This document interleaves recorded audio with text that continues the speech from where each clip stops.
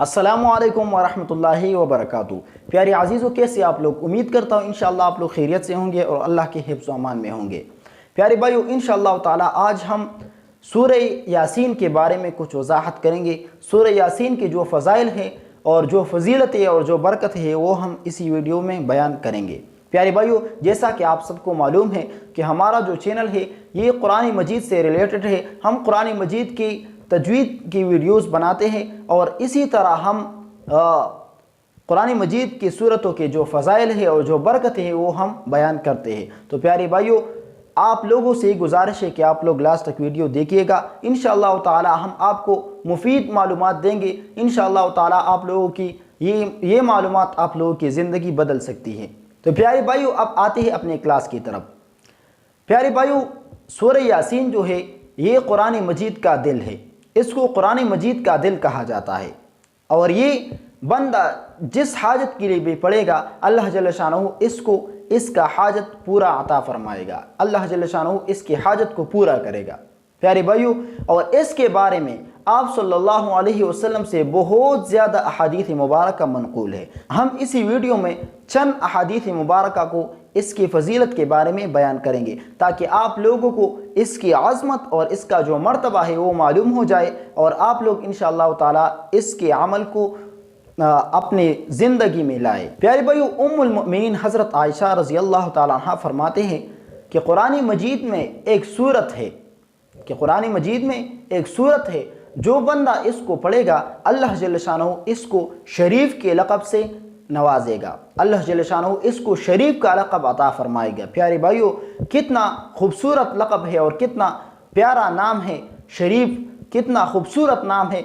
जो बंदा इस सूरह यासीन को पढ़ेगा अल्लाह जल्ल शानहू इसको वही लक़ब और वही खूबसूरत नाम अता फरमाता है। ये हज़रत आयशा रज़ी अल्लाह तआला अन्हा का जो उम्मुल मोमिनीन है, जो तमाम आलम का, जो तमाम कायनात का माँ है, जो तमाम मुसलमानों का माँ है, वो फरमाती है। प्यारे भाइयों, इसी तरह इसके बारे में हज़रत अनस रज़ियल्लाहु अन्हु से रिवायत है। वो फरमाते हैं कि जो शख़्स सूरह यासीन को एक मरतबा पढ़ेगा अल्लाह जल्ल शानहू इसको 10 मरतबा पूरा कुरान मजीद का सवाब और अजर अता फरमाएगा। यानी जो शख़्स एक मरतबा, सिर्फ एक ही मरतबा कुरान सूरत यासीन को पढ़ेगा तो अल्लाह जल्ल शानहू इसको 10 कुरान मजीद का अजर और सवाब इसको अता फरमाएगा। क्योंकि ये कुरान मजीद का दिल है, ये कुरान मजीद का मरकज़ है, तो इसी वजह से अल्लाह जल्ल शानहू इसको इतना दर्जा और इतना बुलंदी अता किया है।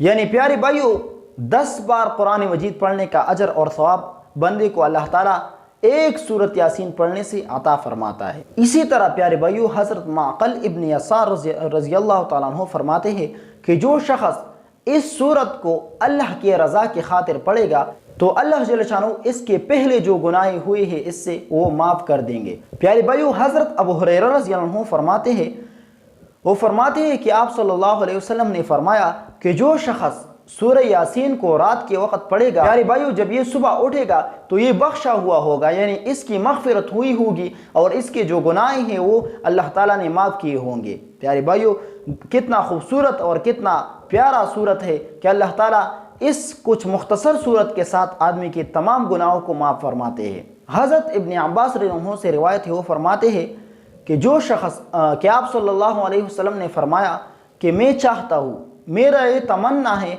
कि सूरह यासीन मेरे तमाम उम्मती के दिल में हो, यानी मेरे हर उम्मती के दिल में सूरह यासीन मौजूद हो।